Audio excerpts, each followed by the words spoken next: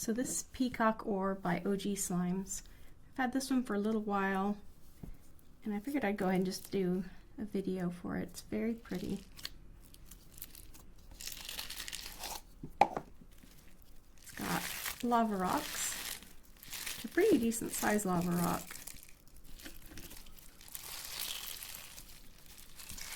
It's lots of nice crunches.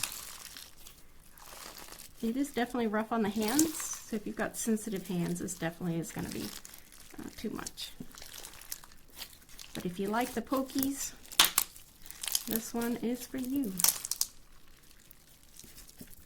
I love a good color shift.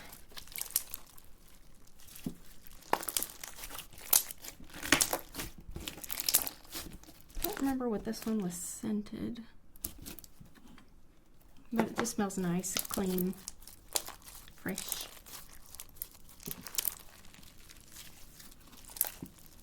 Yeah, I like this one.